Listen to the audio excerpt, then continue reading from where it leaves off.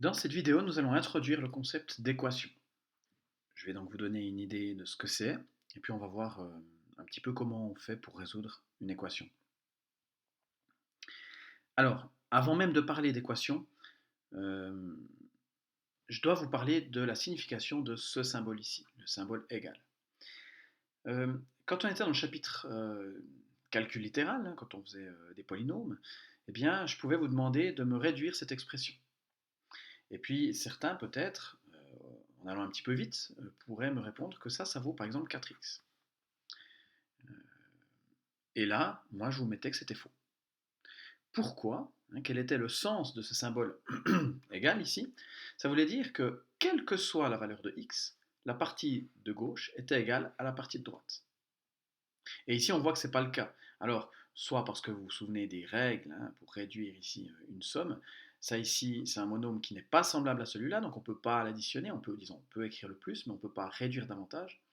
Ou bien alors parce que vous dites, bah, si par exemple je prends x égale 2, bah, 3 fois 2, 6 plus 1, ça fait 7, alors que de ce côté, 4 fois 2, ça fait 8. Donc la partie de gauche et la partie de droite ne sont pas tout le temps égales. Donc ici, moi je vous traçais ce symbole égal.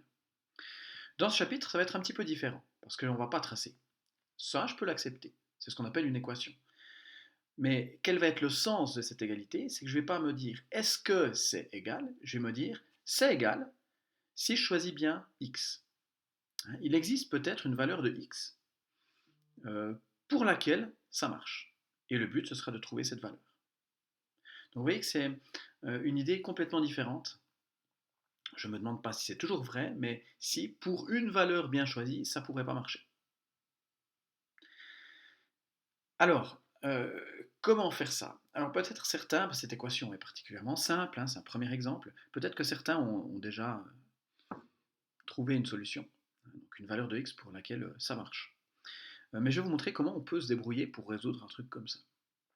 Alors pour ça, moi je prends l'image d'une balance à deux plateaux comme ça. Donc pas une balance numérique avec le poids qui est donné et la masse qui est donnée en grammes, en kilos, mais une balance euh, où on compare deux poids, un poids sur un plateau à gauche et un poids sur le plateau de droite. Donc je vois l'équation comme cette situation où j'aurai d'un côté 3x plus 1 et puis de l'autre côté 4x. Et comme j'ai une égalité, eh bien ça signifie que en fait, la masse qui est sur chacun des plateaux est la même. Donc ma balance, elle est en équilibre. Alors, le principe d'une balance, si elle est en équilibre, c'est que si j'enlève quelque chose d'un côté, eh ben, je dois faire la même chose de l'autre côté. Si je ne fais pas la même chose des deux côtés, ma balance, elle va être déséquilibrée. Donc ça va vraiment être ça le principe pour résoudre des équations, c'est ce que je fais à gauche, je devrais forcément le faire à droite. Alors, par exemple, je pourrais dire, ok, ben, à gauche, j'ai envie d'enlever le 3x. Hop, je veux l'enlever d'ici. Mais de nouveau, pour que la balance reste à l'équilibre, je vais devoir aussi l'enlever ici. Alors bon, si j'enlève de la partie de gauche, bah, il reste plus que 1. Et puis à droite, si j'ai 4x et puis que j'enlève 3x, eh ben, il va rester plus que 1x. Donc ça veut dire que ce que j'ai fait ici, je vais mettre une barre comme ça, puis je vais indiquer ce que je fais. Ce que je fais donc des deux côtés de l'égalité, c'est que je fais moins 3x. Et comme je viens de le dire, à gauche, ça va donner 1, et à droite, ça va donner x, 1x, donc x.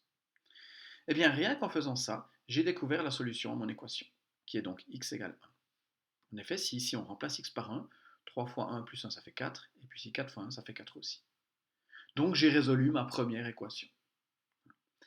Ce que je viens de faire, c'est important, j'ai vérifié l'équation. Donc peut-être avant ça, comment on note la solution d'une équation? On le note avec un S majuscule, et puis on va mettre des accolades, ce qui signifie que je vais mettre l'ensemble de toutes les solutions à mon équation. Alors bon, ici il n'y en a qu'une de solution, c'est 1. Et puis donc ma vérification, je vais l'écrire, parce que j'ai envie de la voir, parce que c'est quelque chose qui est important. C'est l'avantage de ce thème, c'est que quand je vous donne une équation, puis que vous trouvez une solution, bah, vous pouvez toujours la vérifier. Hein. Donc c'est agréable de savoir qu'on a fait juste, ou désagréable de savoir qu'on a fait faux, mais ça nous permet au moins de chercher l'erreur. Donc ici, ce que j'ai fait, c'est que j'ai calculé cette partie de gauche, donc j'ai fait 3 fois, alors 1, plus 1, j'ai vu que ça faisait 4, et puis à droite, j'ai fait 4 fois 1, j'ai vu que ça faisait 4 aussi, donc mon égalité est bien vérifiée. Et là, on a la résolution complète d'une équation. Alors évidemment, une équation très simple. On va passer maintenant à une équation un petit peu plus compliquée pour essayer de dégager un petit peu une stratégie pour résoudre ces équations. Alors, l'équation que je vous propose de résoudre, c'est l'équation 5x plus 2 égale 3x plus 7. Donc, de nouveau, il faut garder l'image de la balance. D'un côté, j'ai 5x plus 2. De l'autre côté, j'ai 3x plus 7. Et puis l'idée, ça va être de faire des opérations des deux côtés, toujours, la même chose des deux côtés, pour ben, voilà, à la fin avoir la valeur de x. Idéalement, on aimerait juste avoir un x qui reste d'un côté, et puis de l'autre côté, j'aurai sa valeur. Voilà. Alors, ce que je peux faire par exemple, alors pour l'instant, je vais juste vous dire ce que je fais, mais pas tellement pourquoi, hein, je ne vais pas tellement vous donner ma stratégie, mais je vais vous montrer comment je fais ça. Ce que je vais faire, c'est que je vais déjà enlever 2 de chaque côté. Donc ici, je vais enlever 2. Donc ici, je vais aussi devoir enlever 2. Alors si j'enlève 2 de chaque côté, eh bien ici, qu'est-ce qui va me rester? Il va me rester juste 5x. Et puis de l'autre côté, alors j'aurai toujours les 3x, mais comme j'ai enlevé 2, eh bien il va rester 5. J'avais 7 avant, j'ai enlevé 2, il reste 5. Donc ici, j'ai simplement enlevé 2 de chaque côté. Bon, et puis mon idée, c'était en fait d'avoir tous les x qui soient du même côté, et puis comme ça, j'aurai des valeurs à droite. Donc là, j'ai déjà 5x, donc je suis assez satisfait hein, pour l'instant. De ce côté-ci, par contre, j'ai et du x et du nombre, donc je vais enlever ces 3x là. Donc je vais enlever des deux côtés 3x. Alors si j'enlève des deux côtés 3x, à gauche, j'avais 5x, donc il ne reste plus que 2. Et puis à droite, ben, j'ai enlevé ce 3x, il reste juste le plus 5. Puis vous voyez que maintenant je suis dans une situation assez agréable parce que si je représente ici sur ma petite balance, hein, il faut toujours avoir ça en tête. J'ai 2 fois ce que je cherche à connaître ici. Hein, donc si je représente ça par des carrés, comme ça, j'ai deux poids dont je ne connais pas la masse. Et puis de l'autre côté, j'ai 5, par exemple 5 kg.